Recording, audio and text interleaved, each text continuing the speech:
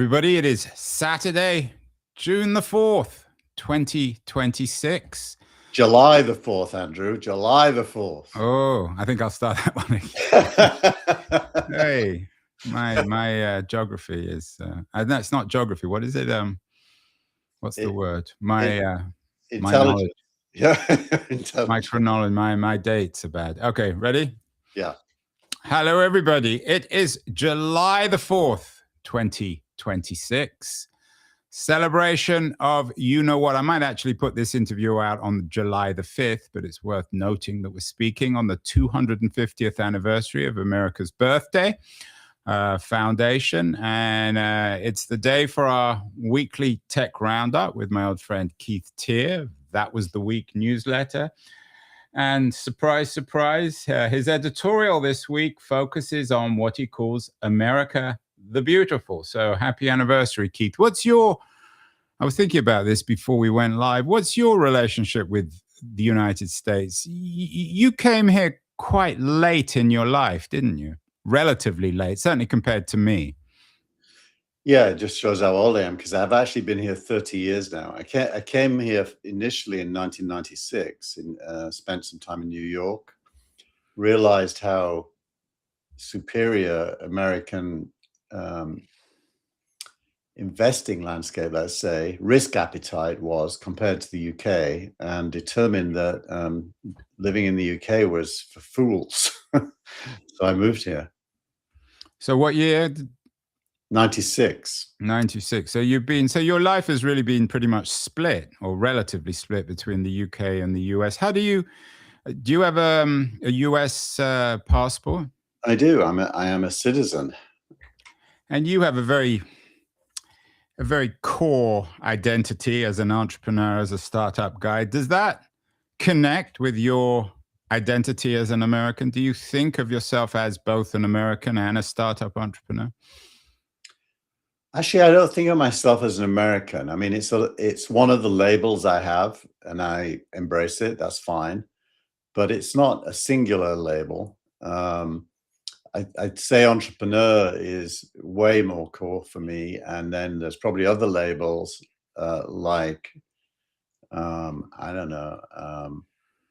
I think of myself as essentially a critical thinker that wants change. That's my real core. And you've bred three Americans. You have three big American boys, and they're young men now. So yep. You're adding to what you call the America the Beautiful. What's the editorial this week, Keith? What are you writing about? How are you combining this week in tech with the July 4th celebrations? I think it's really two things. Firstly, it's an acknowledgement of America's success over the last 250 years. America really symbolizes human growth, human progress, economically, lifestyle-wise, and in politics. I mean, the fact that we have Donald Trump as president, voted for by more Americans than voted against him, symbolizes that the people still rule. Because most intellectuals, the last thing they wanted to see was Trump winning, but he won. And I thought American intellectuals liked Trump. There are some who do, aren't there? Well, one American intellectual, yourself, is, shall we say, ambivalent. So on the one hand, your editorial talks about the achievement of America, abundance, wealth creation, and freedom. But on the other hand, you're not some sort of MAGA fellow, are you, Keith? I mean, you recognize that not everything is perfect in the American garden in July 2026. Well, I mean, the pinnacle of capitalism is still flawed. Easy for me to say, but look, capitalism at its best still has huge swathes of poor people who can barely eat. And so any idea that it's perfect, this idea of the perfect union, is deeply flawed as a concept and always has been. And because I believe that America has kind of peaked in world terms, it's only going to get worse unless policy kicks in to make sure it doesn't. So we're at a moment where the next 250 years there is a lot to play for, but it's not a foregone conclusion that it looks anything like the past 150 years if you look at it through American glasses. And you're looking at it through American glasses. You're an American living in Palo Alto, or you are half American at least. One of the pieces that I forwarded to you, which you included in the newsletter this week, and I found this astonishing, it's from the Wall Street Journal, which is not biased, although I think they would enjoy this sort of piece, is that the United States added 1,200 new millionaires a day last year, which is astonishing, especially when it's compared with the rest of the world. The Chinese only added a little over 5 million over the year. America added 23.5 million. Oh no, these are countries with the most millionaires. So America has almost 24 million. China only has a little over 5. And then we get down to Italy and Netherlands, South Korea, or Australia, France, UK, all under 3 million. So it's really an astonishing statistic. I don't know what it tells us, but it certainly speaks of the prosperity amongst some for America. Well, look, the math underlying that is gross domestic product per capita. What is the average salary? And in America, it's not just salary, but income. It's around $85,000 a year per head. Obviously, it's highly skewed between rich and poor, but the average is $85,000 a year. China is on $20-something thousand a year. So just the math alone will tell you that someone who owns a house that's worth more than $1 million, which probably has to be the case for most of the middle class on the coastal areas of America, California in particular, where there are... You can't even buy a hut in where you live in Palo Alto for less than about 10 million, can you?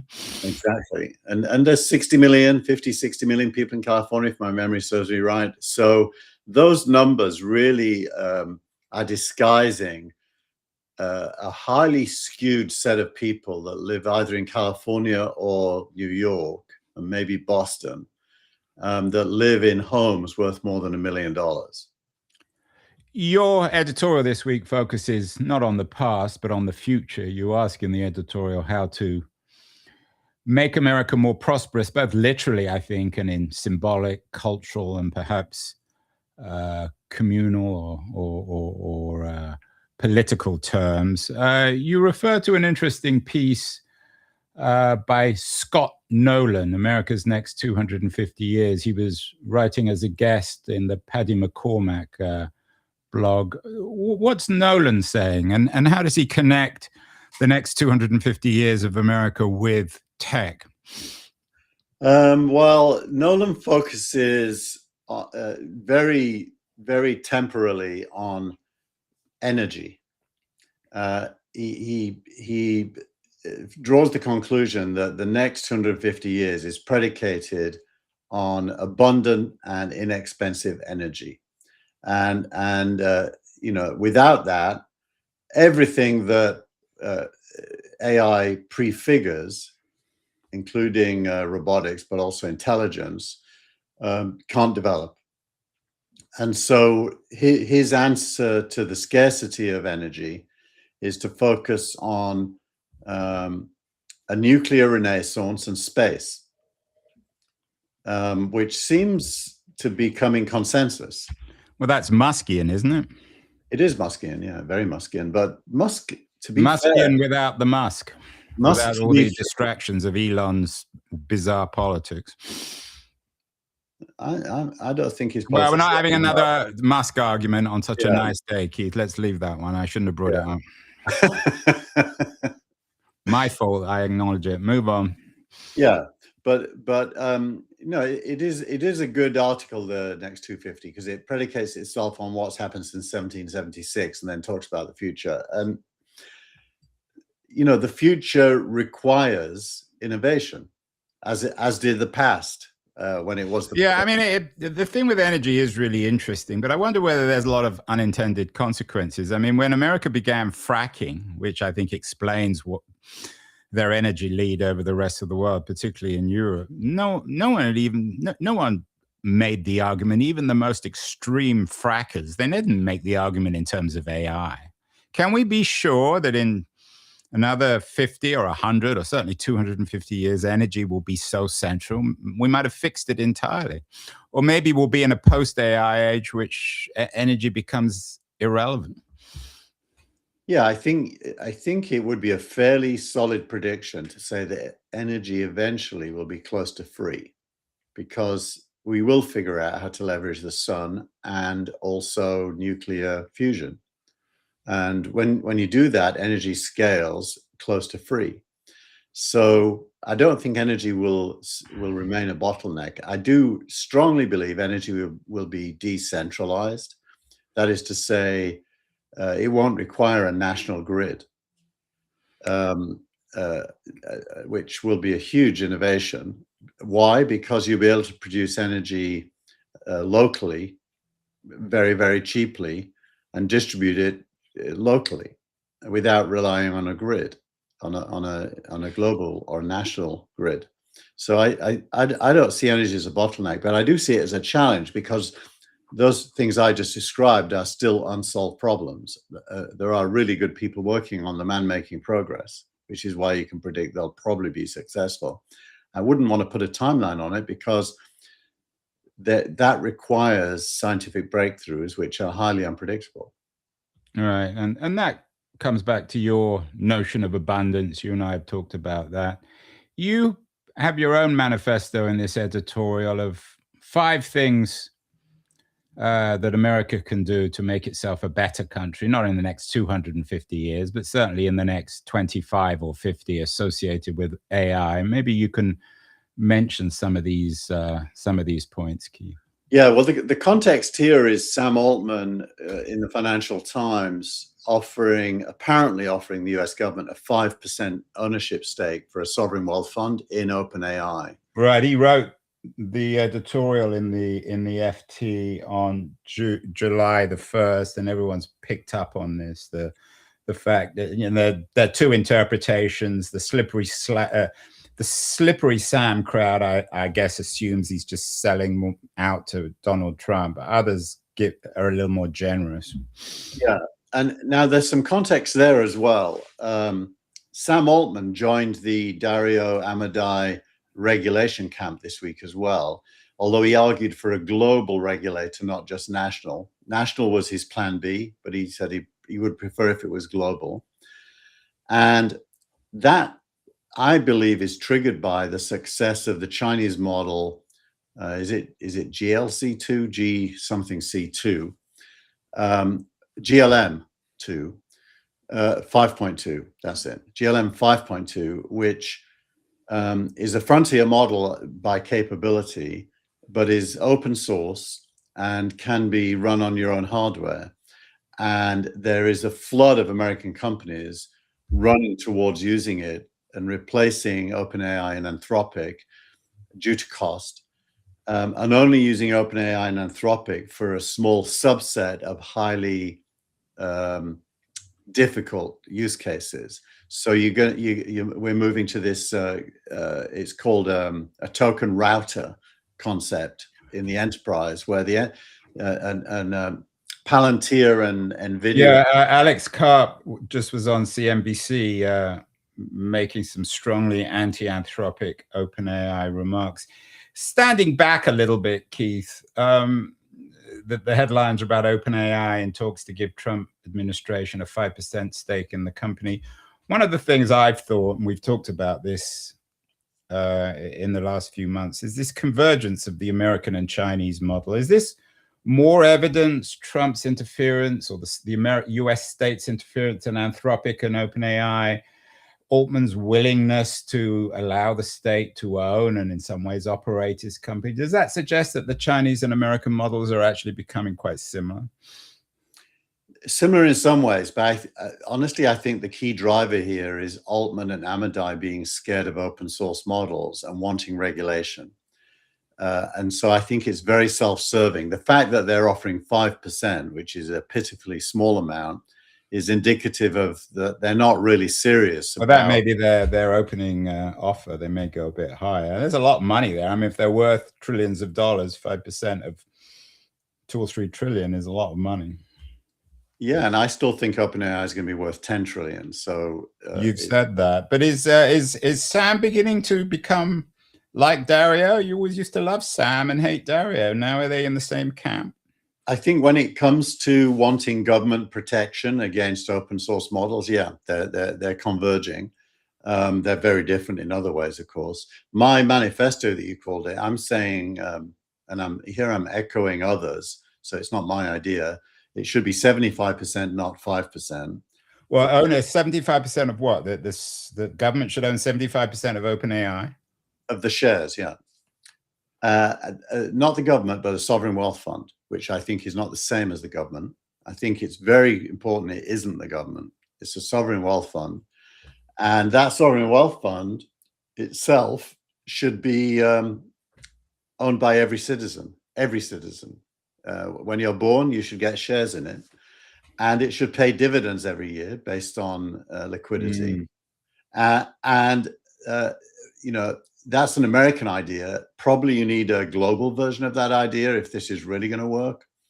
And my final I somehow doubt you'll get a global, and it actually brings more into context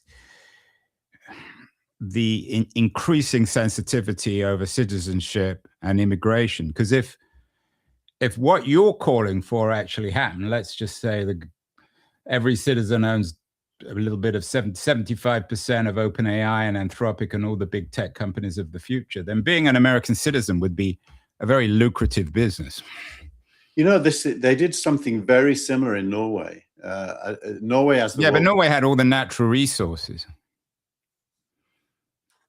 I don't know if there's any real difference between being the leader in AI and natural resources from a value point of view. I think that. Yeah, I wonder what Norway's policy is in terms of. I'm guessing that Norway is a very, very hard place to immigrate to, and certainly to get citizenship. But I don't know. I don't know the details on citizenship. I think immigration, like in most of Europe, is easier, especially if you're a refugee, because they have very liberal. Right. Well, let's sidestep that one. So you've got 75% sovereign wealth fund. What else on your manifesto in the US to make America even greater in the next? Yeah. So number 2 is the sovereign wealth fund has to be citizen owned, not government owned. It should pay dividends. Just before, how would that work? How is it citizen owned? You mean everyone would vote in it? Everyone would be a shareholder? How does that work? You start with everyone's a shareholder, and it would be roughly divided. And every year, as new people are born, they get shares at birth. Just like already they're getting $1,000 at birth, so it's clearly doable. So yeah, it's citizen owned. It would pay dividends. That's the key. So as the value grows, you would sell some shares every year to pay dividends from a central fund. But to borrow some famous words of George Orwell, wouldn't some citizens be more equal than others in this? Or would Sam Altman have? I mean, obviously he'd have his own ownership of OpenAI as an entrepreneur and founder, but would he have the same amount of stock as the person who cleans his home? In terms of allocations from the sovereign wealth fund, it would only be equal, as in every individual. So a family of 5 would get more shares than a family of 2, but everyone would get the same allocation. Of course, in the rest of their life, they'd be unequal. This wouldn't overrule all their other wealth. So it doesn't create some weird. So state stock ownership. So we got that, and then you also, just to add the other 3, enable dividends to be paid to all shareholders, extend this idea beyond the citizens of a single country, which doesn't seem very realistic, and then don't think nationalization, think distribution of the legacy of human progress to all using a decentralized model, which sounds to me like you're having your cake and eating it. Well, it's innovative. And by the way, I am not making, this isn't my idea. I'm actually pulling out of the ecosystem what is becoming an interesting conversation. And I'm picking my favorites. And these are my favorites. These are the ones I would focus on. I agree with you. Number 4 is the hardest because I don't know how that would work. It would need the companies to decide that it's global. And the sovereign wealth fund would be something they would set up on behalf of everybody. That obviously is doable if they choose to do it. They're not looking like they want to do it. In fact, the philanthropic part of Sam Altman disappeared this week with his 5% offer. So I wouldn't be optimistic about the companies leading this. And I think the only way it is global is if the companies do lead it. So that's probably it's very unrealistic. I mean, one of the other things that struck me about today, I mean, of course, it's the 250th anniversary of the American founding, but we're also 6 months into 2026, Keith. You and I have been doing a weekly tech show. There was an interesting piece in The Atlantic about why everyone is suddenly talking about universal basic capital, which is what you're talking about in your manifesto. Astonishing, it seems to me that nobody was talking about that 6 months ago. It's astonishing how fast things have moved. Yeah, well, it's a symptom of the fact that people are starting to believe that AI will automate eventually everything over the next 50 years, let's say, certainly more quickly than 250 years. And if that's true, you need to find a way to distribute the means of life to people. And universal basic capital is being favored over universal basic income because it gives you ownership and therefore repeated wealth. Yeah, I mean, basically in American language, it creates a nation of investors rather than welfare. Welfare, what Reagan famously called welfare queens or kings or whatever else. Well, welfare is obviously a terrible idea. As a working class kid myself, who was on free school meals, there's nothing more demeaning than feeling like you're being given a handout. Yeah, but what's the difference? It's just language. Whether you describe it as welfare or ownership, it's still the same thing. No, I think there's a massive difference. And I speak personally here. I mean, the difference between people with more than you giving you something to help you versus you have a right as a citizen to a piece of the pie, very different emotionally, psychologically, in terms of longevity and reproducibility. It's very, very different. It's astonishing, though, how this idea of universal basic capital, which is a very radical idea, certainly in the context of free market American capitalism, has suddenly become fashionable. I wonder where it isn't fashionable. I'm not sure anyone's talking about it politically. I mean, Trump, as a very smart opportunist, might jump on it. I don't see anyone in the Democratic Party jumping on it, which should be their natural area. I would have thought that. I mean, you've talked about Bernie Sanders in the past and AOC. Is the left of the Democratic Party beginning to talk more openly about universal basic capital? A little bit, but the problem is that their historical ideology gets in the way and they frame it as welfare. They want the government to own this, and then they want welfare. They want politicians to decide how the wealth is spent. So they miss the whole distributed automatic part of this. And they have a centralized government-owned vision, and that obviously that won't fly. So they're gonna shoot themselves. When you say obviously it won't fly, you mean politically or in practice? Politically, it won't fly. That really is nationalization? Well, then you have Hugo Chavez coming to America. And one would have expected the abundance wing of the Democratic Party, the Ezra Klein, Derek Thompson wing, to jump on it too. But I don't see any of the politicians on that side of the party articulating. I mean, it could be their core ideology in 2028, universal basic capital. I mean, I'm guessing that someone like Gavin Newsom, who is equally opportunistic politically as Donald Trump might jump on it. Here's the difficulty. Universal basic capital requires acknowledging that capitalism can create huge wealth. And of course, that is a narrative violation on the left. So the idea that you're pro-capitalist, but everyone should own it, is a natural idea for the left, but they're stuck in their anti-capitalism framing, so that seizing the means of production through government diktat is their chosen method, and that just isn't a popular idea. Is there then a profound incompatibility between the idea of universal basic capital and what the left of the Democratic Party, the Mandamis of the world, describe as democratic socialism? Can you be a democratic socialist and be in favor of universal basic capital? I'm not super familiar with the democratic socialists, Andrew, so I don't want to... Well, you know the general position of Mandami and Sanders and AOC. I don't see whether... I'm not sure that... I mean, a lot of these issues are just semantic. Well, no, look, in the history of ideas on the left,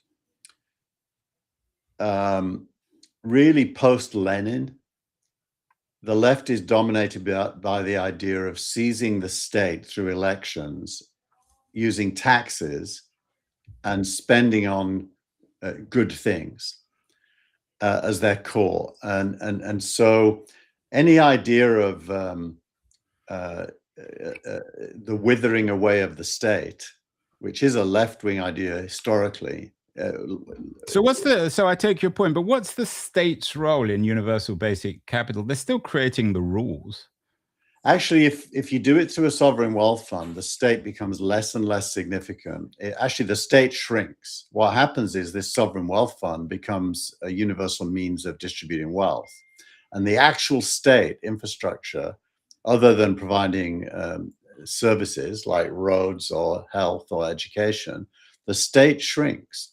So in a weird way, the OpenAIs and Anthropics and Googles of the world become the state in this idea of universal basic capital. No, the state still exists because there's still common things we all need. And I mean, police, roads, defense. Yeah, there's many things we still need. And presumably the state would be a shareholder in this fund as well. It wouldn't all be going to people to pay for some of those things. So the state doesn't go away, but it becomes an administrative state, and money is distributed through a sovereign wealth fund. It's actually interesting. Yeah, and it's certainly something that we will be coming back to time and time again. You said that one of the reasons why universal basic capital is becoming so fashionable is because people are beginning to recognize how profound the AI changes will be. You linked to a piece by Eric Bryn Johnson of Stanford, formerly of MIT, old friend of the show, who was one of the early economists to call the AI entry level jobs crisis. What's Bryn Johnson saying, and what are other economists saying about now this obvious impact of AI on work, on jobs? Yeah. Well, he's at the center of quite a big debate this week, because there's a whole body of other stuff that came out that said companies using AI are hiring faster than companies who are not. And that is the opposite point, that the use of AI creates opportunities that you have to hire for internally. And so there's a job boom in these AI companies. Both Amazon and Microsoft this week announced plans to put up to 6,000 engineers on the front line with customers to help them implement AI, for example. And so there's a short-term debate about, well, will AI really take jobs, or is it actually going to create jobs?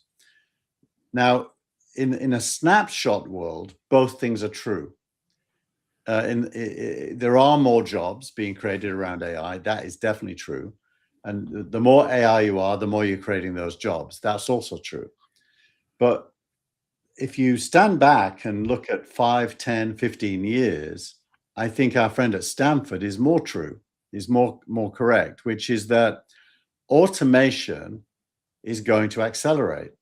The things that you need a front engineer for today will be done by agents tomorrow.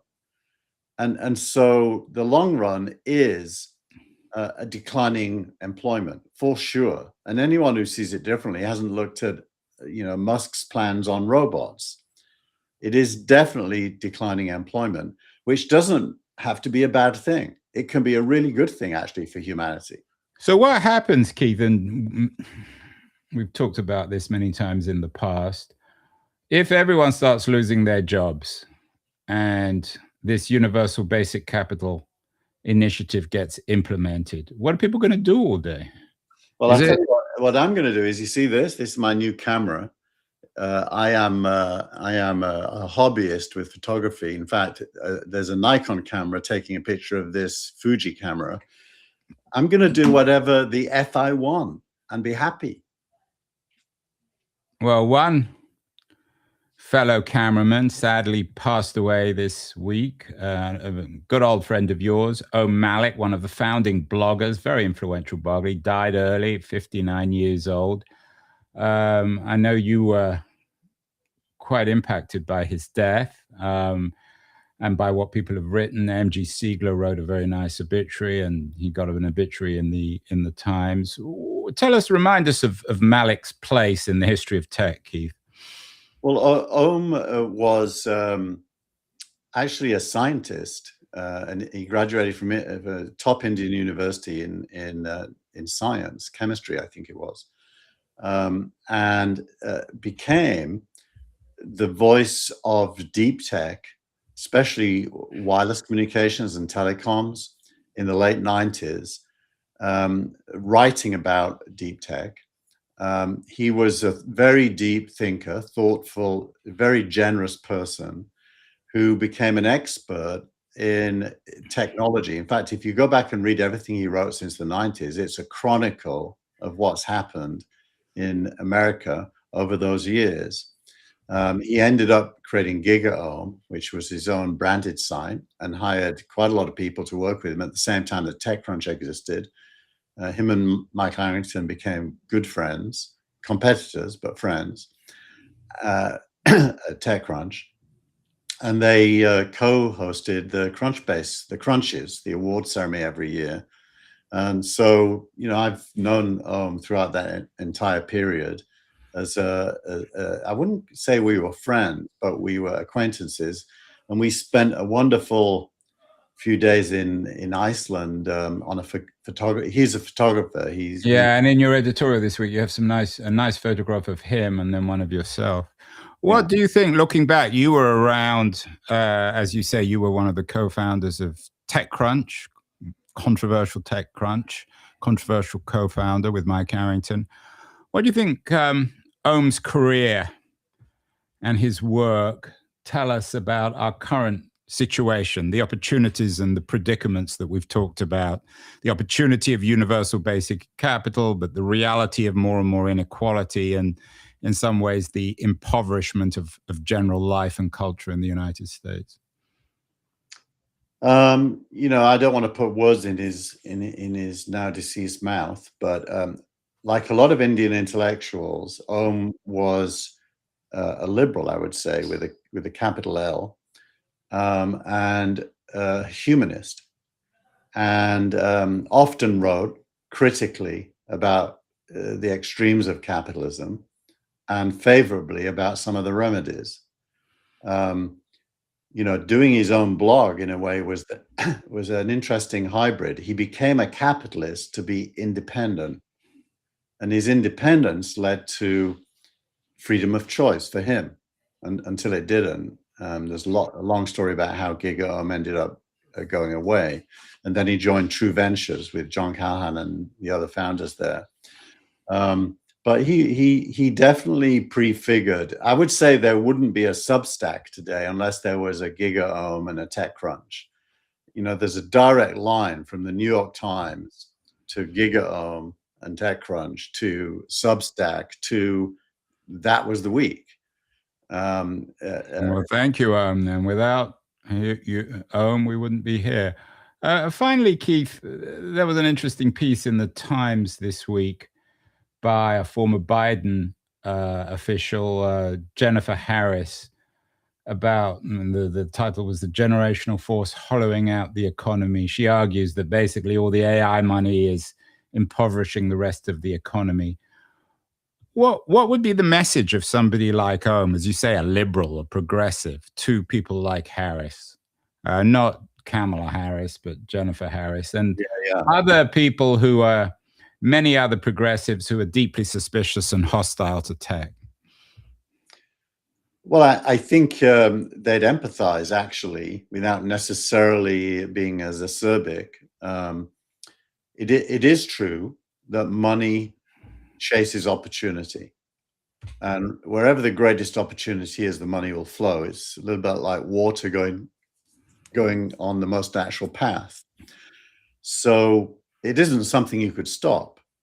It's organic to the system we live in. And it does mean that there's less money for other things. Why? Because the other things are not as lucrative in the short term. And money seeks to replicate money. So I don't think she's describing anything badly. I think she's describing it quite well. I also think it would be wrong to be against it. The future is in recreating the infrastructure we live on, and money will flow there, and that recreated infrastructure probably lifts us all up. So ultimately, it's a good thing, even if there's pain in various places as a result of it. Well, there you have it. Keith Tear's take on not just the American 250th year anniversary, but the half-year anniversary of 2026 when it comes to tech. Lots more, I'm sure, Keith, in the next 6 months on universal basic capital and the impact of AI on jobs and prosperity. Happy 250th, Keith. You're going to be celebrating this evening or this afternoon with hot dogs and fireworks, or are you going to be doing something else? I think, fish and chips and the World Cup. You're going to get thrown out of the country. Don't you know that the rebellion was against the British? No, it was the king, not the British.